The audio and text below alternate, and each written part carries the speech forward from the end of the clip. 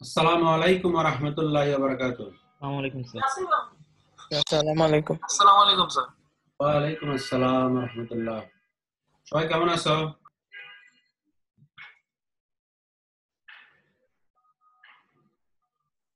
আলহামদুলিল্লাহ ভালো। আপনি কেমন আছেন? আছি আলহামদুলিল্লাহ।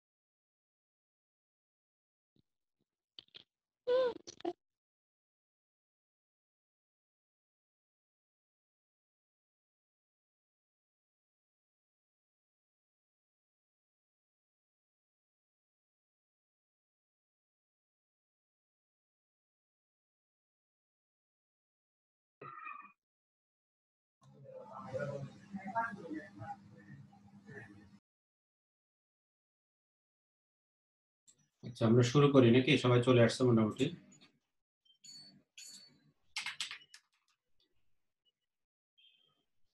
সবাই কি স্ক্রিন দেখতে পাচ্ছ?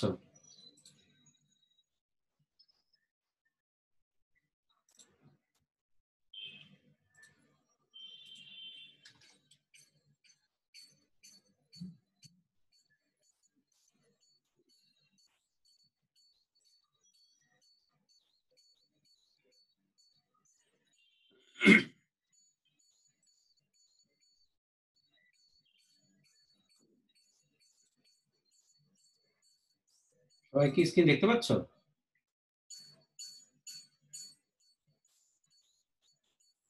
দুইজন রেসপন্স করো। জি স্যার, স্ক্রিন দেখা যাচ্ছে।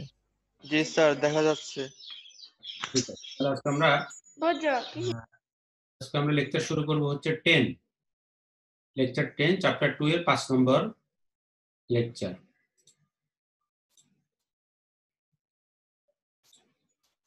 আচ্ছা, আমরা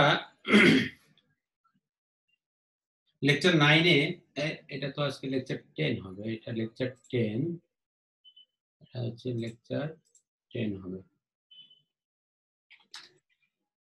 লেকচার 10 এর বিষয়বস্তুগুলো হচ্ছে মোবাইল যোগাযোগ, মোবাইল ফোনের প্রকারভেদ, মোবাইল প্রযুক্তির প্রজন্ম, মালিকানা ও নিয়ন্ত্রণ কাঠামো অনুসারে প্রকারভেদ নেটওয়ার্কের, ভৌগোলিক বিস্তৃতি অনুসারে নেটওয়ার্ক, কিছু জ্ঞানমূলক প্রশ্ন এবং উত্তর। প্রথমে আসো আমরা মোবাইল যোগাযোগ কাকে বলবো। মোবাইল যোগাযোগ বলবো আমরা যে মোবাইলে কথা বলি, অর্থাৎ এক জায়গা থেকে এক জায়গায় মুভ করে তারবিহীন ভাবে, অর্থাৎ ওয়্যারলেস কমিউনিকেশনের মাধ্যমে আমরা যে কমিউনিকেশনটা করি, যোগাযোগ করি, সেটাই আমাদের মোবাইল কমিউনিকেশন। এখন মোবাইল কমিউনিকেশন বুঝে না বা ইউজ করে না এরকম লোক পাওয়া যাবে না বর্তমান যুগে, কারণ এখন সবার হাতে হাতেই কিন্তু আমাদের মোবাইল ফোন আছে। এই মোবাইল ফোনটাকে আসলে সেল ফোন বলা হয়, সেলুলার ফোন, সেলুলার নেটওয়ার্ক। কেন সেলুলার বলা হয়? সেলুলার বলার কারণ হচ্ছে এখানে দেখো আমাদের এখানে দেখো যে ষড়ভুজ আকৃতির হেক্সাগোনাল একটা শেপ দেখতে পাচ্ছ, এটা একটা সেল। এই সেলটা কিভাবে গঠিত হয়? দেখো আমাদের একটা টাওয়ার থাকে, দেখো মোবাইল বেজ স্টেশন থাকে, যেখান থেকে আমাদের সিগন্যালটা আমাদের মোবাইলে আসবে। এই সিগন্যাল আসার জন্য এখানে দেখো একটা নির্দিষ্ট এরিয়া, কাভারেজ এরিয়া থাকে। এই কাভারেজ এরিয়া সাধারণত একটা ষড়ভুজ আকৃতির হয়ে থাকে। এখন এই ষড়ভুজ আকৃতির কারণ হচ্ছে যদি এটা বৃত্তাকার হয় তাহলে কি হবে, তিনটা বৃত্তের মাঝখানে এই বৃত্ত যদি হয় তাহলে মাঝখানে এই জায়গায় একটা খালি জায়গা গ্যাপ থেকে যায়, অর্থাৎ এখানে এখন নেটওয়ার্ক পাবে না। আর নেটওয়ার্ক যদি না পায় তাহলে সেই ক্ষেত্রে আমাদের কি হবে, ওই জায়গায় কেউ যদি ওই সেন্টার পয়েন্টে যায় তাহলে কিন্তু সে মোবাইলে কথা বলতে পারবে না। এই জন্য এটা ফুল এরিয়া কাভারেজের জন্য এটা ষড়ভুজ আকৃতি হয়, অর্থাৎ যেন কোনো স্থান বাদ না থাকে যে এখানে মোবাইল নেটওয়ার্ক নাই, হ্যাঁ, এরকম যেন না ঘটে। আচ্ছা, এখন আসো এই আমাদের প্রত্যেকটা টাওয়ারের বা প্রত্যেকটা সেলের, যে সেল বলতেছে দেখো এখানে যদি দেখো 1টা 2টা 3টা 4টা 5টা 6টা সেল দেখানো হচ্ছে, হ্যাঁ, বা এখানে দেখো 4টা সেল পাশাপাশি, এগুলো দূরে দূরে দেখানোর জন্য আলাদা আলাদা দূরে সেল বোঝানো হচ্ছে। দেখো এই যে প্রত্যেকটা সেল একবারে একটার সাথে একটা একবারে সংযুক্ত, মাঝখানে কোনো গ্যাপ নাই, এবং প্রতিটা সেলের মাঝখানে একটা করে বেজ স্টেশন আছে। প্রতিটা বেজ স্টেশন তার নির্দিষ্ট এরিয়ার মধ্যে সবাইকে সিগন্যাল বা আমাদের যে ভয়েস সিগন্যাল ওগুলো ট্রান্সমিট করে। আর এই প্রত্যেকটা বেজ স্টেশনে কি থাকে, একটা মোবাইল টেলিফোন সুইচিং অফিস, এটাকে MTSO বলা হয়, মোবাইল টেলিফোন সুইচিং অফিস। এটা প্রত্যেকটা বেজ স্টেশন কিন্তু আমাদের এই যে MTS এর সাথে সংযুক্ত থাকে। এই MTS এর কাজ হচ্ছে এই যে প্রত্যেকটা যে আমাদের বেজ স্টেশন আছে, প্রত্যেকটা বেজ স্টেশনের সাথে বেজ স্টেশনের কানেক্ট করে দেওয়ার জন্য। যেমন ধরো তুমি এখানে এই প্রথম যে সেলটা আছে সেটার মধ্যে তুমি আসো, তুমি মোবাইলে কানেক্ট করলা, তাহলে এটা কানেক্ট চলে যাবে আমাদের মোবাইল টেলিফোন সুইচিং অফিসে চলে যাবে কে কল করলো এবং কাকে কল করলো। যেমন ধরো উদাহরণস্বরূপ এখানে সবার এই মোবাইল টেলিফোন সুইচিং অফিসে সবার ইনফরমেশন আছে, আমার তোমার যাদের মোবাইল আছে সবার এখানে ইনফরমেশন আছে। এখন এই মোবাইল টেলিফোন সুইচিং অফিসে কি করবে, এটা চেক করে দেখবে তুমি যাকে কল করছো সেটা কোন বেজ স্টেশনের আন্ডারে আছে। যেমন উদাহরণস্বরূপ সে এই বেজ স্টেশনের আন্ডারে আছে, তাহলে সে কি করে দিবে, এই বেজ স্টেশনের সাথে আমার এই বেজ স্টেশন একটা কানেক্ট করে দিবে, একটা পাথ সৃষ্টি করে দিবে, তখন আমরা কথাবার্তা শুরু করতে পারবো। অর্থাৎ আমাদের এই যে যাবতীয় বিলিং, যাবতীয় যত কিছু কানেক্ট করা, কল অফ করা, যত কিছু আছে সবকিছু আমাদের এই যে মোবাইল টেলিফোন সুইচিং অফিস থেকে নিয়ন্ত্রিত হবে। আর এই মোবাইল টেলিফোন সুইচিং অফিসের সাথে কিন্তু আমাদের পাবলিক সুইচ টেলিফোন নেটওয়ার্ক সংযুক্ত থাকবে, যেটা আমরা বলি TNT লাইন, আমাদের ল্যান্ড ফোন যেটা, এই ল্যান্ড ফোনও কিন্তু আমাদের এই পাবলিক সুইচিং টেলিফোন নেটওয়ার্কের সাথে সংযুক্ত। এবং বর্তমানে যে আমাদের যে বিভিন্ন যে আমাদের মোবাইল নেটওয়ার্কের পাশাপাশি আমাদের কিন্তু ডাটাও কমিউনিকেশন হয়। ডাটা বলতে বলতে আমাদের ইন্টারনেট, যেটা ইন্টারনেটের জন্য কিন্তু এটার সাথে আলাদাভাবে ইন্টারনেটও কানেক্টেড থাকে। ইন্টারনেট এখন ইন্টারনেট সার্ভিসও কিন্তু প্রোভাইড করে। এই আমাদের যদি আমরা কোনো সময় কোনো টিএনটি লাইনে কল করি তাহলে আমাদের এই বেজ স্টেশন যেখান থেকে আছে সেখান থেকে প্রথমে এমটিএস তে যাবে, তারপরে ওই যে আমাদের যে PSTN public switch network telephone TNT বা ল্যান্ড ফোন, যে ল্যান্ড ফোনের সাথে কানেক্টেড হয়ে সেখানে আমাদের কানেক্ট করে দিবে কথা বলার জন্য। এটা হচ্ছে ওভারঅল একটা মোবাইল যোগাযোগ পদ্ধতি। এর মধ্যে আরেকটা কনসেপ্ট আছে, সেটা হচ্ছে যে আমাদের পাশাপাশি দুইটা সেলে ফ্রিকোয়েন্সি কিন্তু সেম হবে না, ভিন্ন ভিন্ন হবে। অর্থাৎ এই সেলের সাথে এই সেলের ফ্রিকোয়েন্সি সেম হবে না, এই সেলের সাথে এই সেলের ফ্রিকোয়েন্সি সেম হবে না। হ্যাঁ, আবার কিন্তু এই সেলের পরবর্তীতে ধরো এখানে আরেকটা সেল আছে, সেখানে কিন্তু ফ্রিকোয়েন্সি আবার রিইউজ করা যাবে। অর্থাৎ ফ্রিকোয়েন্সি রিইউজ ফ্যাক্টর এখানে আমাদের বিভিন্ন ধরনের আছে। অর্থাৎ ধরো আমাদের যদি 4টা সেল পর আবার নতুন করে ব্যবহার করে তাহলে রিইউজ ফ্যাক্টর 4 হবে, 7টা সেল হলে রিইউজ ফ্যাক্টর 7 হবে। অর্থাৎ এখানে আমাদের দেখো এখানে যে ফ্রিকোয়েন্সি ধরো এখানে 100 মেগাহার্টজ ফ্রিকোয়েন্সি আছে, তাহলে আমরা এইখানে আরেকটা দূরে, পাশাপাশি না হয় আরেকটু দূরে কিন্তু আমরা এটাকে এই একই ফ্রিকোয়েন্সি ব্যবহার করতে পারবো, রিইউজ বলা হয়, ফ্রিকোয়েন্সি রিইউজ। এখন পাশাপাশি দুটো হলে সমস্যা কি? পাশাপাশি দুটো হলে এখানে যে ধরো বর্ডার এরিয়াতে যে থাকবে সে কিন্তু বুঝতে পারবে না আসলে এটা কোন টাওয়ারের সাথে কানেক্টেড, কোন বেজ স্টেশনের সাথে কানেক্টেড, এটা পার্থক্য করতে পারবে না সে এটার সাথে কানেক্টেড না এটার সাথে কানেক্টেড। তখন এই জন্য দুটো পাশাপাশি দুটো সেলকে আলাদা করার জন্য দুইটার ফ্রিকোয়েন্সি ভিন্ন ব্যবহার করা হয়। আর এখানে একটা কনসেপ্ট আছে hand of concept. Hand of কনসেপ্টটা হচ্ছে এরকম, যেমন ধরো তুমি এই বেজ স্টেশনে আসো, সাথে প্রথমে কানেক্ট করলা, এখানে তুমি ডায়াল করে একজনের সাথে কথোপকথন শুরু করছো। এখন ধরো তুমি গাড়ি চালাতে চালাতে অথবা হাঁটতে হাঁটতে তুমি এই সেল থেকে শুরু করে তুমি আরেকটা সেলে চলে গেলে, এরকম মানে মানুষ কথা বলতে বলতে গাড়ি চালাতে চালাতে কথা বলতে বলতে চলতে শুরু করে। এখন দেখা যাচ্ছে সে এই কাভারেজ এরিয়া থেকে শুরু আরেকটা কাভারেজ এরিয়াতে চলে গেল, তখন কি হবে? এই সে কানেক্ট ছিল প্রথমে এই বেজ স্টেশন, তখন সে কি করবে? এখানে যখন পার হয়ে যাবে এই বেজ স্টেশনে আসবে, তখন কি হবে? এই বেজ স্টেশনের সাথে কানেক্ট হয়ে যাবে অটোমেটিক। এখান থেকে দেখো হ্যান্ড অফ হয়ে যাবে, অর্থাৎ সে এই টাওয়ারের সাথে কানেক্ট না থেকে তখন এই টাওয়ারের সাথে কানেক্ট হয়ে যাবে। এটা কি করে দিবে? আমাদের এই এমটিএসও এই কাজটা করে দিবে। এখানে কিন্তু কল ড্রপ হবে না। আগে শুরুর দিকে যে আমাদের যে তোমার মোবাইল যে ফার্স্ট জেনারেশন মোবাইল নেটওয়ার্ক ছিল বা শুরুতে, সেখানে কিন্তু এই হ্যান্ড অফ প্রবলেমটা ছিল, তারপরে কল ড্রপ হয়ে যেত। মানে একটা সেল থেকে আরেকটা সেলে যাওয়ার সাথে সাথে আমাদের কল ড্রপ হয়ে মানে কানেকশন অফ হয়ে যেত, তখন আবার নতুন করে ডায়াল করতে হতো। তখন এই স্টেশনের আন্ডারে তো এই স্টেশন থেকে কথা বলা শুরু হতো। তাহলে এখন কিন্তু এই হ্যান্ড অফ প্রবলেম আমরা বুঝি না, কারণ আমাদের কল ড্রপ হয় না। আমরা একটা সেল থেকে আরেকটা সেলে গেলে আমাদের মানে টেরো পাই না যে আমাদের আরেকটা সেলে আমরা আসি বা গেছি বা চেঞ্জ হয়েছি। অর্থাৎ একটা সেল থেকে আরেকটা সেলে যখন আমরা মুভ করবো সেটাকে বলবো আমরা হ্যান্ড অফ। আশা করি বিষয়টা বুঝতে পারছো। তার কোনো প্রশ্ন আছে এই যে সেলুলার নেটওয়ার্ক বুঝতে? আর কোনো প্রশ্ন থাকলে তোমাদের মাইক্রোফোন অন আছে, যেটা আছে নয়েজ হচ্ছে না, আমি অন করে রাখছি, নয়েজ হলে অফ করে দিব। কার কোনো প্রশ্ন থাকলে প্রশ্ন করতে পারো। বুঝতে পারছো সেলুলার নেটওয়ার্ক? দুই একজন রেসপন্স করো। হ্যালো,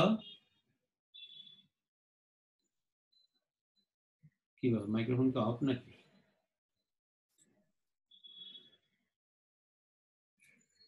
তোমাদের মাইক্রোফোন নিজে নিজে মাইক্রোফোন অফ করে কথা বলতে পারো। এবার ঠিক আছে, এতক্ষণ অন করতে যাচ্ছিলাম হয়নি। হ্যান্ড অফটা আবার একটু বোঝা, হ্যান্ড অফটা হ্যান্ড অফটা আবার স্যার বলবো? আরেকবার বুঝালে ভালো হয়। আচ্ছা, হ্যান্ড অফ হচ্ছে আমরা ধরো এই সেলটাতে আসি, এই বেজ স্টেশনে আসি, কথা বলা শুরু করলাম। তাহলে এখানে কথা বলতেছি, যদি ওখানে স্থির থাকি, ওই বাসায় বা ওই রুমে থাকি, তাহলে কোনো সমস্যা নাই। এখন কিছু কিছু ক্ষেত্রে এরকম হয় আমরা কথা বলতে বলতে এক সেল থেকে আরেক সেলে চলে যায়। বিশেষ করে গাড়ি চালাইতে চালাইতে গাড়ির মধ্যে আসো, গাড়ি ধরো অনেক স্পিডে চলতেছে, একটা সেল থেকে আরেক সেলে চলে গেল, কয়েক কিলোমিটার ধরো পার হয়ে গেল, তখন একটা ধরো তুমি উদাহরণস্বরূপ তুমি মিরপুর এলাকাতে গাড়িতে বসে একজন গাড়ি চালক কারে বসে কথাবার্তা শুরু করলো, এটা চালাতে চালাতে ধানমন্ডি চলে আসে।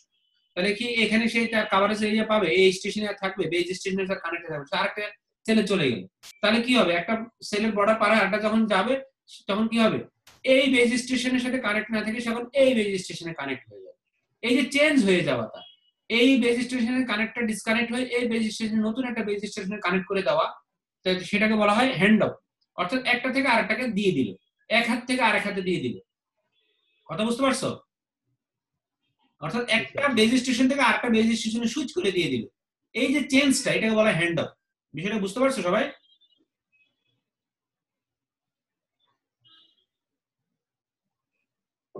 রেসপন্স করো দুই একজন। জি স্যার। ওকে, আমরা পরের টপিকে চলে যাচ্ছি। এটা খুব সহজ প্রশ্ন। মোবাইল ফোনের প্রকারভেদ। মোবাইল ফোনের প্রকারভেদ হচ্ছে আমাদের মোবাইল ফোনকে আমরা 5 ভাগে ভাগ করি: basic phone, camera phone, music phone বা MP3 phone, video phone, smartphone. এখন দেখো আমরা শুরুর দিকে যে ফোনগুলো ছিল, যেমন তারা এই ছবি দেখো, এই যে নোকিয়া 1100 মডেলের যে ফোনগুলো ছিল, তোমার শুরুর দিকে মনে থাকার কথা, এগুলোতে শুধু কথা বলা যেত। এখানে কিন্তু তোমার ইন্টারনেট ব্রাউজ করা বা তোমার এই যে এখন যে আমরা যে স্মার্টফোনে যে অ্যাপস ইনস্টল করে সুন্দর করে আমরা ইন্টারনেট ব্যবহার করি বা বিভিন্ন ধরনের সফটওয়্যার ইনস্টল করে কাজ করতেছি, হ্যাঁ, তারপরে গেমস খেলা, এই যে খুব সুন্দর সুন্দর যে কাজগুলো আমরা স্মার্টফোনে করতেছি, সেগুলো কিন্তু আমাদের বেসিক ফোনে ছিল না। ওখানে শুধু কথা বলা যেত এবং SMS করা যেত। বেসিক ফোন, শুধু কথা বলার জন্য এবং SMS করা যেত যে ফোনগুলোতে, সেগুলো আমরা বলবো বেসিক ফোন। এরপরে চলে আসছে ক্যামেরা ফোন। ক্যামেরা ফোনে কি ছিল? বেসিক ফোনের সাথে ক্যামেরা অ্যাড হইলো, অর্থাৎ ছবি তোলা যেত, তাহলে এটা ক্যামেরা ফোন। এরপরে চলে আসছে যে যেসব ফোনের সাথে গান মানে গান শোনার বা মিউজিক প্লে করার ব্যবস্থা হয়েছে, সেগুলো বলবো আমরা মিউজিক ফোন। এরপরে ভিডিও করার অপশন আসছে, ভিডিও যেগুলো করা গেছে সেগুলোকে আমরা ভিডিও ফোন বলবো। এরপরে সব ফাংশনালিটি যুক্ত সবচেয়ে জনপ্রিয় বর্তমান যে আমাদের ফোনটা আছে, সেটা হচ্ছে কি? স্মার্টফোন। আশা করি এটা বোঝানো এমন পাওয়া যাবে না কেউ, সবাই মোটামুটি বুঝছো নাকি? জি স্যার। ওকে, এটা খুব সহজ টপিক। এরপরে আসো সেলুলার ফোন প্রযুক্তির প্রকারভেদ। সেলুলার ফোন প্রযুক্তি, এই নয়েজ আসতেছে মনে হচ্ছে, অফ করে দিই।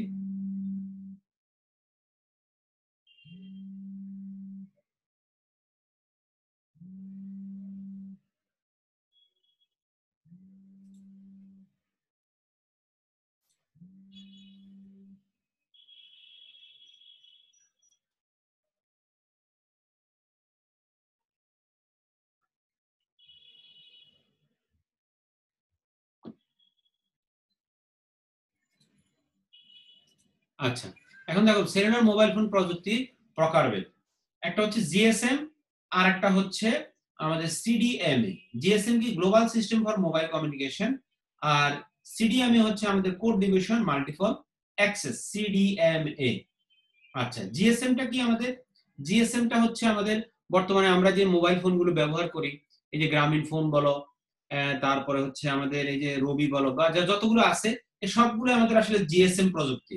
এর আগে একটা ছিল আমাদের শুধু সিডিএমএ প্রযুক্তি, সেটা কিন্তু বর্তমানে একবারে নাই। হ্যাঁ, সিটি সেল, যেটা তোমাদের মনে থাকার কথা, সিটি সেল যে নেটওয়ার্ক ছিল, সিটি সেলটা আমাদের ছিল হচ্ছে সিডিএমএ প্রযুক্তি। ওখানে কি ছিল? রিম কার্ড ব্যবহার করতো। আর আমাদের জিএসএম যেটা, সেটাতে সিম কার্ড ব্যবহার করি আমরা। যে সিম কার্ড ব্যবহার করে আমরা যে নেটওয়ার্ক, যে মোবাইল কোম্পানিগুলো, সেগুলো হচ্ছে আমাদের সিম কার্ড। আর সিটি সেলে ছিল রিম কার্ড।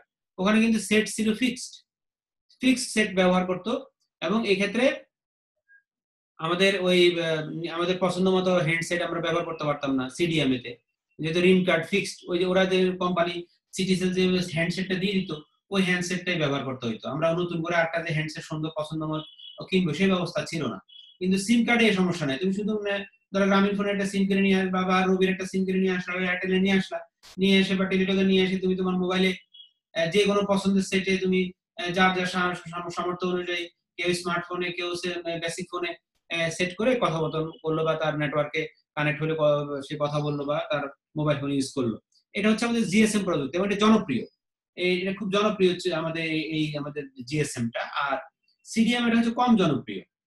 আর আমাদের এই যে জিএসএম যেটা, সেটার মধ্যে কিন্তু রোমিং ফ্যাসিলিটি আছে। যেমন ধর আমরা একটা দেশ থেকে তখন আরেকটা দেশে যাই, আমরা এই সিমটাই কিন্তু আমরা ওয়ার্ল্ডের যে কোনো জায়গায় আমরা ওই নিতে পারি। এই জন্য কিছু খরচ আছে। যেমন ধরো কেউ হজে গেল, হজে যাওয়ার পরে সে কিন্তু রোমিং কিনে নিয়ে যায়, তাহলে কি হবে? ওখানে হজে গেলে তুমি তোমার মোবাইল ফোনটা অন করার সাথে সাথে ওখানে ওই একই নাম্বার দিয়ে তুমি ওই নেটওয়ার্কে কানেক্ট হয়ে যাবা। ওই কিন্তু তুমি আসো, ধরো উদাহরণ সৌদি আরবে আসো, সৌদি আরবে তোমার এই বাংলাদেশের যে নাম্বারটা, ওই নাম্বারটাই ওখানে কাজ করবে। এখানে এরকম না যে নতুন আমরা যখন একটা দেশ থেকে আরেকটা দেশে যাই, তখন কিন্তু যাদের নতুন সিম নিলে ওই সিমটা আবার যাদের ব্যবসায়ী হয়, তারা সবাইকে জানাইতে হয়, তাদের শত শত লোককে জানানো অনেক কষ্টকর। কিন্তু যদি রোমিংটা নিয়ে নি, তাহলে ওই বাংলাদেশের যে নাম্বারটা, ওই নাম্বারটাতে কেউ ডায়াল করলে তোমার ওই কলটা চলে যাবে হচ্ছে তোমার সৌদি আরবের মোবাইলে, কিন্তু নাম্বার সেম হবে। অর্থাৎ এই নাম্বারটা, এই সিম কার্ডটা তোমার ওয়ার্ল্ডের যেই দেশের সাথে তুমি রোমিং ফ্যাসিলিটিটা কিনে নিছো, সেই রোমিং ফ্যাসিলিটি দেশে তোমার ওই মোবাইল ফোনটা ইউজ সহজে ব্যবহার করা যাবে। তো একই নাম্বার ব্যবহার করে তুমি কথোপকথন মানে করতে পারবা, অর্থাৎ এটা সহজ রুমিং ফ্যাসিলিটিটা। এরপরে দেখো কাভারেজ এরিয়া হচ্ছে আগে ছিল 35 কিলোমিটার, বর্তমানে 120 কিলোমিটার পর্যন্ত সাপোর্ট করে। তারপরে হচ্ছে আর সিডিএমএ তো হচ্ছে 110 কিলোমিটার এর কাভারেজ এরিয়াটা। তারপর এখানে বিদ্যুৎ খরচটা হচ্ছে আমাদের কিন্তু জিএসএম এ বিদ্যুৎ খরচটা একটু বেশি, 2 ওয়াট, অনেক বিদ্যুৎ খরচ। আর আমাদের সিডিএমএ প্রযুক্তির সুবিধা ছিল এটা বিদ্যুৎ খরচ কম, অর্থাৎ মাত্র 200 মিলিওয়াট, অনেক কম। আর জিএসএম প্রযুক্তিতে আমাদের এখানে ফ্রিকোয়েন্সি ডিভিশন মাল্টিপল অ্যাক্সেস এবং টাইম ডিভিশন মাল্টিপল অ্যাক্সেস একটা সমন্বিত অ্যাক্সেস পদ্ধতি ব্যবহার করা হয় করে এখানে সিগন্যালটা আদান প্রদান হয়। আর সিডিএমএ তে কোড ডিভিশন পদ্ধতি ব্যবহার করে সিগন্যাল আদান প্রদান করা হয়। আর এখানে হচ্ছে যে কোনো হ্যান্ডসেট ব্যবহার করা যেত, যাই বা আমরা ব্যবহার করতেছি। আর এখানে নির্দিষ্ট হ্যান্ডসেট ফিক্সড। আর আমাদের জিএসএম প্রযুক্তিতে হ্যান্ড আপ পদ্ধতিটা খুব জটিল, আর সিডিএম পদ্ধতিতে হ্যান্ড আপটা সহজ। মানে আমরা যে হ্যান্ড আপ করলাম, জিএসএম এ একটু জটিল প্রক্রিয়া এই হ্যান্ড আপ প্রক্রিয়াটা, আর সিডিএম তে আমাদের এই হ্যান্ড আপ প্রক্রিয়াটা খুব সহজ। আচ্ছা, এখন আসলে এই যে জিএসএম প্রযুক্তির কিছু বৈশিষ্ট্য আমরা দেখি। জিএসএম আমরা কি বলছি, ফ্রিকোয়েন্সি ডিভিশন মাল্টিপল অ্যাক্সেস, এগুলো এমসিকিউ তে আসতে পারে। এফডিএম এর মিনিং কি, টিডিএম এর মিনিং কি। এই যে এখানে frequency division multiple access, time division multiple access পদ্ধতি ব্যবহার করে এই যে চ্যানেল অ্যাক্সেস পদ্ধতি, এগুলো আসলে এখানে তোমাদের এই যে চ্যানেল অ্যাক্সেস পদ্ধতিটা, এগুলো কিন্তু খুব বিস্তারিত, এগুলো পড়া আছে, এগুলো তোমার অনার্স মাস্টার্স এগুলো পড়ানো হয়।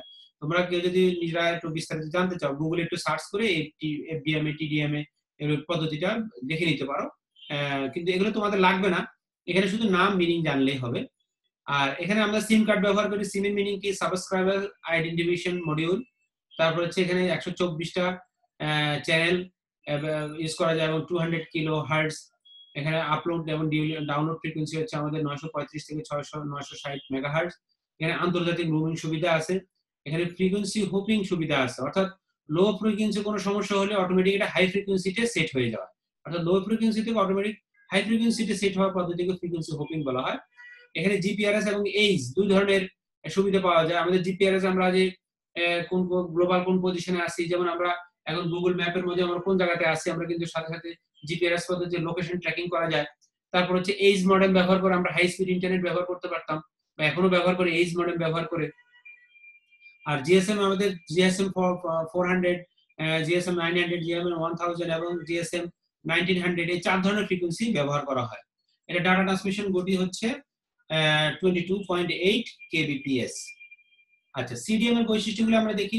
এখানে স্প্রেড স্পেকট্রাম, এটা একটা সিকিউর স্পেকট্রাম পদ্ধতি ব্যবহার করে একটা নিরাপদ স্প্রেড স্পেকট্রাম ব্যবহার করে ডাটা আদান প্রদান করা হয়। একটি ইউনিক কোডিং পদ্ধতি এখানে ব্যবহার করে ডাটা আদান প্রদান করা হয়। সিডিএম এর যে স্ট্যান্ডার্ডটা সেটা হচ্ছে IS95A। সিডিএম এর সুবিধাগুলো কি, ট্রান্সমিশন পাওয়ার সর্বোচ্চ 200 মিলিওয়াট প্রয়োজন, জিএসএম এর তুলনায় অনেক কম। তারপর হচ্ছে ব্যাটারির আয়ুষ্কাল বেশি, কারণ এখানে যেহেতু কম পাওয়ার খরচ হয়, হ্যাঁ, এই জন্য এটাকে গ্রিন ফোনও বলা হয়, কারণ এটা পাওয়ার খরচ খুব কম। হ্যাঁ, অর্থাৎ এইসব মোবাইলে অনেকক্ষণ চার্জ থাকে, তুমি একবার চার্জ দিলে 2 দিন 3 দিন ধরে পর্যন্ত চার্জ দেওয়ার প্রয়োজন হয় না, যেহেতু এটা পাওয়ার লস খুব কম হয়, এই জন্য গ্রিন ফোনও বলা হয়। তারপর কথা বলার সময় নয়েজ খুব কম হয়, তাই পরিষ্কার কথা শোনা যায়। অপেক্ষাকৃত কম ব্যান্ডউইথ দেওয়ার ফলে জিএসএম এর তুলনায় 4 থেকে 5 গুণ ধারণক্ষম ব্যান্ডউইথ পাওয়া যায়। তারপর হচ্ছে সফট সুইচিং পদ্ধতি ব্যবহার করে। সিডিএম এর অসুবিধা কি, এই প্রযুক্তি ব্যবহার জনপ্রিয়তা তুলনামূলকভাবে কম, বাজারে মোবাইল ফোন সরবরাহ কম, আন্তর্জাতিক রোমিং সুবিধা অপ্রতুল, ব্যবহারকারী বেশি হলে ট্রান্সমিশন কোয়ালিটি কমে যায়। এই হচ্ছে ওগুলো সিডিএম এর অসুবিধা। আচ্ছা, এরপর আমরা পড়বো মোবাইল প্রযুক্তির। মোবাইল যে আমরা ব্যবহার করি, এই মোবাইল এখানে মোবাইলগুলোকে বিভিন্ন প্রযুক্তিতে ভাগ করা হয়। প্রযুক্তিগুলো আসছে এরকম, আমরা যখন মোবাইল ব্যবহার করি তখন বিশেষ বিশেষ চেঞ্জ চলে আসছে। একটা যেমন ধরো আমরা প্রথম দিকে যে মোবাইলগুলো ব্যবহার করতাম, এখন কিন্তু ওই মোবাইলগুলো না, এখন কিন্তু চেঞ্জ হয়ে গেছে। তাহলে বিশেষ বিশেষ যখন চেঞ্জ আসছে, ওই চেঞ্জের কারণে ওটাকে একটা জেনারেশন, একটা নির্দিষ্ট সাল থেকে একটা নির্দিষ্ট সাল পর্যন্ত এটাকে একটা জেনারেশন হিসেবে ভাগ করা হয়। যেমন first generation, second generation, third generation, fourth generation, এরকম বিভিন্ন জেনারেশনে ভাগ করা হয়। যেমন প্রথম প্রজন্মের যে আমাদের মোবাইলগুলো ছিল, এগুলো দেখো চিত্র দেখলে বোঝা যায়। প্রথম প্রজন্মের যে মোবাইল প্রযুক্তিগুলো ছিল, সেগুলো মেইন বৈশিষ্ট্য ছিল এগুলো অ্যানালগ সিগন্যাল ব্যবহার করতো। অ্যানালগ সিগন্যাল ব্যবহার করে ডাটা কমিউনিকেশন করতো, এবং এতে কিন্তু অনেক নয়েজ হইতো বা কিছু সমস্যার সৃষ্টি হইতো। হ্যাঁ, স্পষ্ট ক্লিয়ার শোনা যেত না বা মানুষের কণ্ঠস্বর বোঝা যেত না। আর এখানে ফ্রিকোয়েন্সি ব্যান্ড কম ফ্রিকোয়েন্সি ব্যান্ড ব্যবহার করা হয় আমাদের প্রথম প্রজন্মে মোবাইল ফোনগুলো অপেক্ষাকৃত কম ফ্রিকোয়েন্সির ব্যান্ড ব্যবহার করা হতো।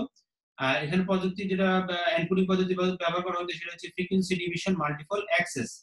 তারপর নেটওয়ার্ক অ্যাক্সেস থেকে অন্য সেলে যাওয়ার সময় কল ড্রপ হইতো। ওই যে আমাদের যে আমরা বললাম যে আমাদের যে হ্যান্ড অফ পদ্ধতি, এটা কিন্তু এই ফার্স্ট জেনারেশনে এই প্রবলেমটা ছিল যে অ্যাক্সেল থেকে যখন আরেকটা সেলে মুভ করতো মানুষ, তখন কিন্তু কল ড্রপ হয়ে যেত, তখন নতুন করে আবার ডায়াল করতে হইতো। এখানে সিকিউরিটি কম ছিল, এখানে দেখা যাচ্ছে যে কন্ট্রোল চেঞ্জ করে একজনের সাথে একজন কথা বলে বোঝা মুশকিল ছিল, এই জন্য সিকিউরিটি কম ছিল। তারপর হচ্ছে সিগন্যাল এনক্রিপশন পদ্ধতি ব্যবহার করা হতো না। সিগন্যাল এনক্রিপশন পদ্ধতি সিকিউরিটির জন্য একটা এনক্রিপশন ব্যবহার করা হয়, অর্থাৎ আমাদের সিকিউরিটি সিস্টেমটা কম ছিল, এখানে এনক্রিপশন পদ্ধতি ব্যবহার করা হতো না, এই জন্য এটা সিকিউরিটি কম ছিল। এনক্রিপশন অর্থ হচ্ছে কোনো কিছুকে মডিফাই করে যে চেঞ্জ করে সিকিউর ভাবে ডাটা পাঠানোর পদ্ধতি হচ্ছে এনক্রিপশন পদ্ধতি, যেটা আমরা পরবর্তীতে চ্যাপ্টার 6 এ পড়বো। এনক্রিপশন পদ্ধতি আমাদের বিস্তারিত আছে, এখানে শুধু এটুকু জানেন এখানে সিকিউরিটি পদ্ধতি হচ্ছে আমাদের এনক্রিপশন পদ্ধতি। আচ্ছা, দ্বিতীয় প্রজন্ম খেয়াল করো। দ্বিতীয় প্রজন্ম হচ্ছে আমাদের 1992 সাল 2000 সালের মধ্যে যে সকল মোবাইল ফোন ব্যবহার করা হয় সেগুলোকে আমরা ওই দ্বিতীয় প্রজন্ম মোবাইল ফোন আমরা বলবো। এখানে আমাদের কিছু মেইন বৈশিষ্ট্য যেমন space compression, digital signal processing, improve fraud prevention পদ্ধতি মানে এখানে অ্যাড করা হয়েছে প্রথম প্রজন্ম হচ্ছে দ্বিতীয় প্রজন্মতে। এখানে মেইন পদ্ধতি ছিল এটা ডিজিটাল সিগন্যাল ব্যবহার করা হয়, ডিজিটাল ফ্রিকোয়েন্সি, এবং এটা অপেক্ষাকৃত বেশি ফ্রিকোয়েন্সি ব্যান্ড ব্যবহার করা হয় মানে হয়তো দ্বিতীয় প্রজন্মে। দ্বিতীয় প্রজন্ম হচ্ছে প্রিপেড সিস্টেম। আমরা যে মোবাইল কোম্পানি আমরা কথা বলি যে প্রিপেড, আমরা আগেই পে করে দিই আমাদের মোবাইলে যে ব্যালেন্সটা আমরা আপডেট করি রিচার্জ করে, তারপর আমরা ওখান থেকে কথা বলতে লাগি। প্রিপেড সিস্টেম যেটা আগে ছিল সব পোস্ট পে, এখন কিন্তু সব দ্বিতীয় প্রজন্ম থেকে শুরু হয় আমাদের যে প্রিপেড সিস্টেম। তারপর দ্বিতীয় প্রজন্ম থেকে আমরা কিন্তু ইন্টারনেট ব্যবহার করতে পারতাম, যদি স্পিড কম ছিল দ্বিতীয় প্রজন্মতে। তারপর আমাদের ওই সময়ের জন্য ইন্টারনেট ব্যবহার করাটাও মানে প্রথম প্রজন্মের থেকে দ্বিতীয় প্রজন্মে ইন্টারনেট ব্যবহার করা যেত। তারপর এখানে এমএমএস অর্থাৎ মাল্টিমিডিয়া যে আমাদের মেসেজ পাঠানো, তারপর হচ্ছে ভয়েস মেইল পাঠানো, এগুলো এই ফ্যাসিলিটি গুলো আমাদের দ্বিতীয় প্রজন্মে থেকে শুরু হয়। এরপর আসলে তৃতীয় প্রজন্মের মেইন বৈশিষ্ট্য হচ্ছে এটা আমাদের উচ্চ গতির ইন্টারনেট, অর্থাৎ 3G যেটা আমরা ব্যবহার করি সেটা মেইন বৈশিষ্ট্য হচ্ছে এটা হচ্ছে কিন্তু আমাদের হচ্ছে উচ্চ গতির ইন্টারনেট। আর এই যে উচ্চ গতির ইন্টারনেট থাকার কারণে আমরা বিভিন্ন ধরনের ফ্যাসিলিটি, অর্থাৎ ইন্টারনেটে যত ফ্যাসিলিটি আছে এই 3G থেকে আমরা মোবাইল ফোনও কিন্তু যাবতীয় সব ফ্যাসিলিটি পাওয়া সম্ভব হয়েছে। যেমন ধরো আমরা ইন্টারনেট ব্যবহার করার কারণে আমরা যে কোনো জায়গা থেকে আমরা ভয়েস কমিউনিকেশন করতে পারতাম, ইন্টারনেট ব্যবহার করে যে কোনো অ্যাপস ব্যবহার করে আমরা কথোপকথন, তারপরে মেসেজ পাঠানো, তারপরে হচ্ছে বিভিন্ন ধরনের ওয়েবসাইট ব্যবহার করা, সামাজিক যোগাযোগ ওয়েবসাইট থেকে শুরু করে আমাদের এই যে ইউটিউব, ফেসবুক, এই ধরনের সব ধরনের ওয়েবসাইট আমাদের জন্য যে কোনো জায়গা থেকে আমাদের ব্যবহার করা খুব সহজ হয়ে গেছে। আচ্ছা, এখানে এইজ সিস্টেম চালু, অর্থাৎ এই যে আমরা এইজ মডেম ব্যবহার করতাম, যেমন গ্রামীণ ফোনে এইজ মডেম পাওয়া যেত, ছোট একটা মডেম আমরা কম্পিউটারের সাথে কানেক্ট করলেই আমরা সহজে কিন্তু আমরা খুব হাই স্পিড ইন্টারনেট কানেক্টিভিটি পেয়ে যাই। এটা হচ্ছে আমাদের তৃতীয় প্রজন্মের মেইন বৈশিষ্ট্য হচ্ছে উচ্চ গতির ইন্টারনেট সুবিধা। এখানেও কি আছে, ডাটা গতির হার হচ্ছে, ডাটা স্পিড হচ্ছে 2 Mbps। এখানে আন্তর্জাতিক রোমিং সুবিধা আছে, অর্থাৎ আমাদের 3G তেও কিন্তু আন্তর্জাতিক রোমিং, দেশের বাইরে তুমি যদি যাও, তুমি যদি একটা তুমি ধরো উদাহরণস্বরূপ যে বাংলাদেশে যে কোনো একটা নেটওয়ার্কের সিম ব্যবহার করো, এখন তুমি যদি রোমিং নাও তাহলে ওই তুমি বিদেশে যেখানে গেলে সেখানে ওই তোমার সিমটা সাপোর্ট করবে, আর যদি রোমিং না নাও তাহলে ওই দেশে গেলে নতুন করে আবার তোমাকে সিম নিতে হবে। আচ্ছা, এখানে TD-SCDMA এবং TD-CDMA এনকোডিং পদ্ধতি ব্যবহার করা হয়।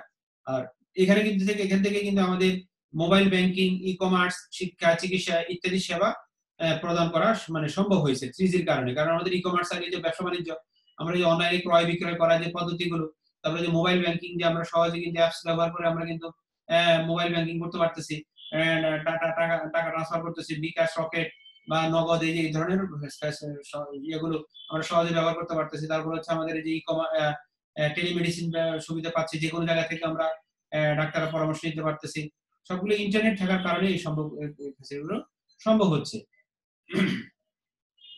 আচ্ছা, এরপর আসলে চতুর্থ প্রজন্মের মেইন বৈশিষ্ট্য হচ্ছে এখানে আইপি ভিত্তিক ইন্টারনেট প্রোটোকল ভিত্তিক, অর্থাৎ আমাদের প্রত্যেকটা কম্পিউটার আলাদা আলাদা, প্রত্যেকটা ডিভাইসে আলাদা আলাদা করে কিন্তু একটা আইপি বা অ্যাড্রেস সংযুক্ত করা, বা আইপি ভিত্তিক ওয়্যারলেস নেটওয়ার্ক আমাদের 4G তে চলে আসছে। 4G আমরা যেটা দেখতেছি সবচেয়ে মেইন 3G থেকে 4G মেইন পার্থক্য হচ্ছে high speed internet. 20 20 Mbps 20 megabyte পর্যন্ত আমাদের ডাটা ট্রান্সমিশন এটা সাপোর্ট করে, এবং ডাটা ট্রান্সমিশনের এর ক্ষেত্রে এটা হাই ফ্রিকোয়েন্সি ব্যবহার করে, এবং এটা এটা এখানে আসলে এখানে হবে USB port, 4G device USB পোর্টের মাধ্যমে আমরা সরাসরি সংযোগ করতে পারি। এখানে আসলে ওই বাংলা হয়ে গেছে, এটা ইংলিশ হবে, ফন্টটা চেঞ্জ হয়ে গেছে, এটা হচ্ছে ইউএসবি পোর্ট। এই দেখো আমরা ইউএসবি পোর্টের সাথে কিন্তু আমাদের এই যে 4G যে ডিভাইস গুলো আমরা সংযুক্ত করতে পারি, বা মোবাইলেও আমরা সরাসরি 4G ব্যবহার করে কিন্তু কানেক্ট করতে পারি। অর্থাৎ আমরা হাই স্পিড ইন্টারনেট কিন্তু আমরা 4G তে পাবো। এরপর আসলে কম্পিউটার নেটওয়ার্কিং। কম্পিউটার নেটওয়ার্ক কি? কম্পিউটার নেটওয়ার্ক হচ্ছে আমরা যখন অনেকগুলো কম্পিউটারকে একসাথে সংযুক্ত করি তখন সেটাকে বলবো আমরা কম্পিউটার নেটওয়ার্ক। কম্পিউটার নেটওয়ার্কের মেইন উদ্দেশ্য হচ্ছে আমরা রিসোর্স শেয়ার করব, অর্থাৎ একটা কম্পিউটারের সাথে যখন আমরা আরেকটা কম্পিউটার সংযুক্ত করব তখন কিন্তু আমাদের ওই নেটওয়ার্কে আমরা একটার সাথে একটা কিন্তু রিসোর্স শেয়ার করতে পারি। একটা কম্পিউটারের হার্ডওয়্যার অন্য কম্পিউটার ব্যবহার করতে পারি, একটা কম্পিউটার সফটওয়্যার অন্য কম্পিউটার থেকে আমরা ব্যবহার করতে পারি। অর্থাৎ যে কোনো জায়গা থেকে যে কোনো কম্পিউটার আমরা রিসোর্স শেয়ার করতে পারবো, ডাটা শেয়ার করতে পারবো, ফাইল শেয়ার করতে পারবো। একটা কম্পিউটার থেকে একটা কম্পিউটার সহজে মেইল পাঠাতে পারবো, বা একটা কম্পিউটারের ফাইল আমরা অন্য কম্পিউটারে সহজে সেন্ড করতে পারবো। যদি নেটওয়ার্ক না থাকে এটা কোনোভাবে সম্ভব নয়, তখন একটা স্ট্যান্ডার্ড কম্পিউটার হয়ে যাবে। আর ওই কম্পিউটারের ডাটা আমরা যদি অন্য কম্পিউটারে নিতে চাই তখন পেন ড্রাইভে কপি করার অন্য ভাবে কষ্ট করে আমাদেরকে ট্রান্সফার করতে হবে, সহজে আমরা ট্রান্সফার করতে পারবো না। নেটওয়ার্ক হলে খুব সহজে কিন্তু আমরা কানেক্ট করতে। সবচেয়ে বড় নেটওয়ার্ক হচ্ছে আমাদের ইন্টারনেট, এখন বর্তমানে সবচেয়ে বড় নেটওয়ার্ক হচ্ছে আমাদের ইন্টারনেট। আচ্ছা, এখন নেটওয়ার্কের প্রকারভেদ দেখি। আমরা নেটওয়ার্কের প্রধানত তিন ভাগে ভাগ করবো। একটা হচ্ছে মালিকানার ভিত্তিতে নেটওয়ার্ক, আর একটা হচ্ছে নিয়ন্ত্রণ কাঠামো অনুসারে নেটওয়ার্ক, আর একটা হচ্ছে ভৌগোলিক বিস্তৃতি অনুসারে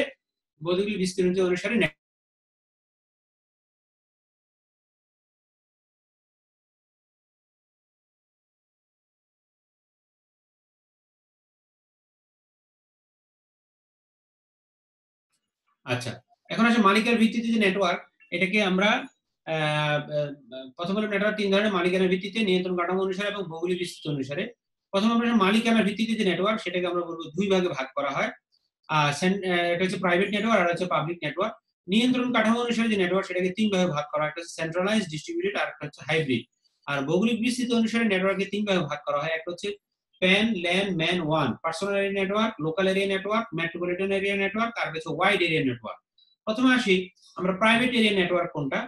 প্রাইভেট নেটওয়ার্কটা কোনটা? যখন তুমি নির্দিষ্ট একটা প্রতিষ্ঠানে একটা নেটওয়ার্ক তৈরি করবে, যেমন ধরো আমাদের সিটি কলেজে ল্যাবের মধ্যে 50টা কম্পিউটারের মধ্যে সবাই নেটওয়ার্ক করলে আমরা এটাকে বলবো প্রাইভেট নেটওয়ার্ক। কারণ এই নেটওয়ার্ক অন্য কেউ বাইরে থেকে ব্যবহার করতে পারবে না। যেমন আমাদের প্রাইভেট বাস আছে, প্রাইভেট কার আছে, পাবলিক বাস আছে, অর্থাৎ পাবলিক মানে সবাই ব্যবহার করতে পারবে, আর প্রাইভেট মানে যে মালিক শুধু সে ব্যবহার করবে। ঠিক একইভাবে পাবলিক নেটওয়ার্ক আছে। পাবলিক নেটওয়ার্ক সবার জন্য উন্মুক্ত যে নেটওয়ার্ক, সেটা হচ্ছে আমাদের পাবলিক নেটওয়ার্ক। যেমন ধরো আমরা এই যে ইন্টারনেট ব্যবহার করতেছি, সেটা হচ্ছে আমাদের পাবলিক নেটওয়ার্ক। এখন আসলে নিয়ন্ত্রণ কাঠামো অনুসারে নেটওয়ার্কে তিন ভাগে ভাগ করা হয়, একটা হচ্ছে সেন্ট্রালাইজ নেটওয়ার্ক, আর একটা হচ্ছে ডিস্ট্রিবিউটেড নেটওয়ার্ক, আর হচ্ছে হাইব্রিড নেটওয়ার্ক। সেন্ট্রালাইজ নেটওয়ার্ক কাকে বলবো? যখন একটা কেন্দ্রীয় কম্পিউটার থেকে সকল কম্পিউটারকে নিয়ন্ত্রণ করা হয় তখন সেটাকে বলবো আমরা সেন্ট্রালাইজ কম্পিউটার। যেমন ধরো এখানে দেখো একটা সেন্ট্রালাইজ নেটওয়ার্ক দেখানো হচ্ছে, একটা সার্ভার থাকবে, এই ইন্টারনেটের মাধ্যমে সকল ক্লায়েন্ট, সেটা মোবাইল, ল্যাপটপ বা ডেস্কটপের মাধ্যমে কানেক্টেড থাকবে সবাই। হ্যাঁ, কানেক্টেড থাকলে এই সেন্ট্রাল সার্ভার থেকে কিন্তু সব কম্পিউটার নিয়ন্ত্রিত হবে। যেমন ধরো আমরা ইন্টারনেট যে ওয়েবসাইট ব্যবহার করি, সেটা সেন্ট্রালাইজ সিস্টেম। আমাদের ওয়েবসাইট একটা ওয়েব সার্ভারে থাকে, আমরা পৃথিবীর যে কোনো প্রান্ত থেকে ওয়েবসাইটের অ্যাড্রেসটা ব্রাউজ করে আমরা সব ওয়েবসাইট দেখতে পাই। যেমন আমাদের সিটি কলেজের ওয়েবসাইট একটা সার্ভারে আছে, তখন আমরা আমার বাসা থেকে আমি ওয়েবসাইটে ঢাকা সিটি কলেজ ইন্টার করলে আমাদের সিটি কলেজের ওয়েবসাইট চলে আসে আমার কম্পিউটারে। এবার তোমার কম্পিউটার বা মোবাইল থেকে ট্রাই করলে বা তোমার কম্পিউটার থেকে ট্রাই করলে তুমি ওই সার্ভার থেকে চলে আসবে। অর্থাৎ একটা জায়গা থেকে সব জায়গায় ডিস্ট্রিবিউটেড হচ্ছে, মানে ওয়েবসাইটে যাচ্ছে বা নিয়ন্ত্রণ হচ্ছে একটা সেন্টার পয়েন্ট থেকে। হ্যাঁ, সেন্ট্রাল ডাটাবেসের মেইন প্রবলেম হচ্ছে সেন্ট্রাল যে সার্ভারটা যদি কোনো কারণে নষ্ট হয়ে যায়, পুরো নেটওয়ার্ক সব ডাটা নষ্ট হয়ে যাবে। এটা হচ্ছে সেন্ট্রাল সার্ভারের মেইন সমস্যা। আর ডিস্ট্রিবিউটেড নেটওয়ার্ক কি? দেখা যাচ্ছে যে একই কোম্পানি অনেকগুলো সার্ভার আছে এবং বিভিন্ন জায়গায় ছড়ায় ছিটায় আছে, এবং প্রত্যেকটা সার্ভারেই দেখা যাচ্ছে যে প্রত্যেকটা মানে যে নেটওয়ার্কের প্রত্যেকটা কম্পিউটারে আলাদা আলাদা ভাবে সফটওয়্যার ইনস্টল করা থাকবে, এবং আলাদা আলাদা সার্ভার থাকবে, ডাটাবেস থাকবে, এবং প্রত্যেকটা জায়গায় আলাদা আলাদা কপি থাকবে। এবং একটা যদি সার্ভার কোনো কারণে নষ্ট হয়ে যায় তাহলে ওটা কিন্তু আবার অন্য সার্ভার থেকে এটাকে রিকভারি করা যায়। অর্থাৎ আমাদের ডিস্ট্রিবিউটেড মানে কি বিভিন্ন জায়গায় আমাদের এই সার্ভারগুলো থাকবে।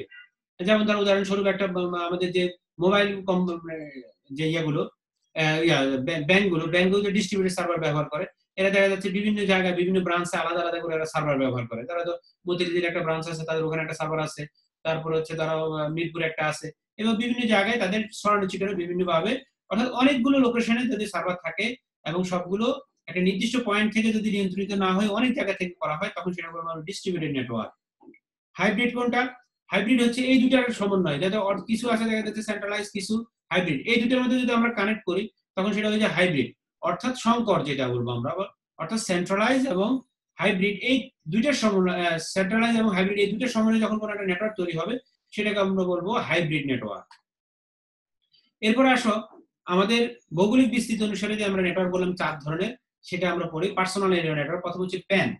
প্যান হচ্ছে সবচেয়ে ছোট নেটওয়ার্ক, অর্থাৎ আমাদের দেখো, আমাদের যদি একটা ল্যাপটপ থাকে, এই যে দেখো প্যান আমাদের দেখানো হচ্ছে, ল্যাপটপ থাকে, ল্যাপটপ থেকে আমরা প্রিন্টার বা আমাদের মোবাইল বা আমাদের এই যে ল্যাপটপের সাথে ছোট একটা যে নেটওয়ার্ক তৈরি করি, এটা হচ্ছে 10 মিটারের মধ্যে সীমাবদ্ধ, ছোট।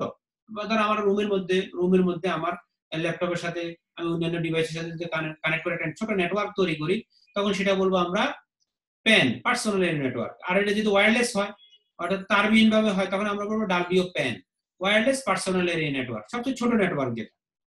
এরপর আসো, কারণ এটা ভৌগোলিক এরিয়াটা কত, এরিয়া যদি ছোট হয়, সবচেয়ে ছোট এরিয়া হলে সবচেয়ে ছোট নেটওয়ার্ক, পার্সোনাল এরিয়া নেটওয়ার্ক। আচ্ছা, এরপর আসো local area network. Local area network কোনটা? লোকাল এরিয়া নেটওয়ার্ক হচ্ছে ধরো আমরা একটা 10 কিলোমিটারের মধ্যে আমাদের সীমাবদ্ধতা থাকবে, সেটা হচ্ছে কি আমাদের, ধরো আমাদের একটা রুম বা একটা বিল্ডিং জুড়ে, একটা ধরো আমরা যদি একটা নেটওয়ার্ক তৈরি করি, সেটা বলবো আমরা ল্যান, লোকাল এরিয়া নেটওয়ার্ক, ছোট্ট একটা এরিয়ার মধ্যে। যেমন ধরো আমাদের যে ল্যাবে 50টা কম্পিউটার থাকে, ধরো আমাদের 4 তলায় একটা ল্যাব আছে, 5 তলায় একটা ল্যাব আছে, সবগুলো মিলে যদি আমরা একটা পুরো নেটওয়ার্ক তৈরি করি, সেটা আমরা বলবো ল্যান বলবো, লোকাল এরিয়া নেটওয়ার্ক বলবো। সেক্ষেত্রে আমরা টুইস্টেড পেয়ার কেবল বা কোয়েক্সিয়াল কেবল বা অপটিক্যাল ফাইবার কেবল ব্যবহার করে কিন্তু আমরা করতে পারি। যদি আমরা এসব কেবল ব্যবহার না করি, তাহলে সেটা শুধু ল্যান বলবো। আর যদি আমরা এরকম আছে যে ওয়্যারলেস যে আমাদের অ্যান্টেনা যুক্ত, যদি আমাদের ওয়্যারলেস মডেম ইউজ করে আমরা যদি নেটওয়ার্ক করি, তাহলে সেক্ষেত্রে আমরা এটাকে বলবো ওয়্যারলেস ল্যান বা ডাব্লিউ ল্যান বলবো, ওয়্যারলেস ল্যান, লোকাল এরিয়া, অর্থাৎ কেবলবিহীন বা তারবিহীন। এরপর আসে metropolitan area network. Metropolitan area কি? ধরো আমরা একটা মেট্রোপলিটন এরিয়া বলতে বোঝায় যেমন একটা শহর, একটা এরিয়া, যেমন ঢাকা শহরের মধ্যে আমরা একটা মেট্রোপলিটন এরিয়া। এখন এই মেট্রোপলিটন এরিয়া যদি দেখা যাচ্ছে যে আমাদের সিটি কলেজের এখানে একটা ব্রাঞ্চ আছে, ধরো উদাহরণস্বরূপ আমাদের জিগাতলা একটা ব্রাঞ্চ আছে, বা ধানমন্ডিতে একটা ব্রাঞ্চ আছে, বা মিরপুরে একটা ব্রাঞ্চ আছে। এখন এই মেট্রোপলিটন এরিয়া জুড়ে আমরা পুরো একটা নেটওয়ার্ক তৈরি করি, যেমন এই যে একটা শহরের বিভিন্ন এরিয়ার মধ্যে একটা ইন্ডাস্ট্রি দেখা যাচ্ছে অনেকগুলো ব্রাঞ্চ আছে, সে সবগুলো ব্রাঞ্চ মিলে তারা যদি একটা নিজস্ব একটা নেটওয়ার্ক তৈরি করে, তখন সেটা বলবো আমরা metropolitan area network. Metropolitan area network. এখন আসে এই মেট্রোপলিটন এরিয়া নেটওয়ার্ক যদি আমরা ওয়্যারলেসলি করি, ওয়্যারলেস মানে তারবিহীন ভাবে, তখন আমরা ডাব্লিউ ম্যান বলবো, ওয়্যারলেস মেট্রোপলিটন এরিয়া নেটওয়ার্ক। এরপর আসো wide area network. Wide area network কোনটা? সবচেয়ে বড়, পৃথিবীর সবচেয়ে বড় নেটওয়ার্ক যেটা, সেটা হচ্ছে আমাদের ওয়াইড এরিয়া নেটওয়ার্ক, যেটা হচ্ছে আমরা ইন্টারনেট বলি। পৃথিবীর সকল কম্পিউটারের সাথে সকল কম্পিউটার কানেক্টেড কোনো না কোনো ভাবে সার্ভার দিয়ে, যদি এই যে পুরো পৃথিবীর সবচেয়ে বড় যে নেটওয়ার্কটা, সেটাকে বলবো আমরা ওয়ান বা ওয়াইড এরিয়া নেটওয়ার্ক। পৃথিবীর সবচেয়ে বড় নেটওয়ার্কটা হচ্ছে আমাদের ওয়ান, তার আমাদের সবচেয়ে ছোট নেটওয়ার্ক হচ্ছে pan, personal area network, local, তারপর হচ্ছে লোকাল এরিয়া নেটওয়ার্ক, তারপর হচ্ছে আমাদের ম্যান, মেট্রোপলিটন এরিয়া নেটওয়ার্ক, আর সবচেয়ে বড় নেটওয়ার্ক হচ্ছে আমাদের ওয়ান। কারণ এই যে আমরা ভৌগোলিক বিস্তৃতি অনুসারে নেটওয়ার্ক আমরা দেখছি কতটুকু বড় কতটুকু ছোট। যদি ছোট হয় পার্সোনাল এরিয়া নেটওয়ার্ক, একটু বড় একটা বিল্ডিং জুড়ে, একটা রুমের মধ্যে, একটা বিল্ডিং জুড়ে একটা নির্দিষ্ট এরিয়ার মধ্যে, সেটা বলবো আমরা ল্যান। আর একটা শহর জুড়ে, মেট্রোপলিটন এরিয়া জুড়ে, তখন সেটা বলবো ম্যান। আর পুরো পৃথিবী বিশ্ব জুড়ে, পুরো এরিয়া, পুরো পৃথিবী বিশ্বের সকল নেটওয়ার্ক বলবো আমরা ওয়ান, যেটা ইন্টারনেট বলবো। ওয়ানটা হচ্ছে আমাদের ইন্টারনেট। আজকে পর্যন্ত আমাদের দেখো আর 1 মিনিটের কম সময়, আধা মিনিটের মতো আছে। আগের মতো এখানে কিছু আমাদের জ্ঞানমূলক প্রশ্ন আছে, দেখো আমরা এগুলো সবগুলোই পড়ছি, তাহলে তোমরা পড়ে নিবা। আর তোমাদের মনে হয় একটা পরীক্ষা হইতে পারে সামনে, তোমরা প্রথম চ্যাপ্টারের উপরে যতগুলো এমসিকিউ আছে 2-3টা বই কালেক্ট করে সবাই এমসিকিউ গুলো সবগুলো ইয়ে করে ফেলবা। তোমাদের একটা পরীক্ষা শীঘ্র হয়তো নোটিশ পেয়ে যেতে পারে, আমি যতটুকু শুনতেছি, আমি শিওর না। তারপরে একটা আগাম বলে রাখলাম যে প্রথম অধ্যায়ের উপরে তোমাদের অনলাইনে এক্সাম হইতে পারে, অনলাইনে এক্সাম হইতে পারে। এই জন্য তোমরা প্রথম চ্যাপ্টারে যতগুলো এমসিকিউ আছে সবগুলো কিন্তু মুখস্থ করে ফেলবা, ভালো করে কালেক্ট করে একদম নোট করে মুখস্থ করে ফেলবা। সময় কিন্তু সে যে কোনো সময় অফ হয়ে যেতে পারে। তোমরা সবাই ওই মানে প্রথম চ্যাপ্টারে যতগুলো প্রশ্ন আছে সবগুলো এমসিকিউ প্রশ্নগুলো, বিশেষ করে 2-3টে বই কালেক্ট করে লাস্টে যে প্রশ্নগুলো আছে সেগুলো প্লাস বা লাইন বাই লাইন আমি যেগুলো পড়াইছি যে টপিকগুলো সবগুলো লাইন বাই লাইন পড়ে ফেলবা।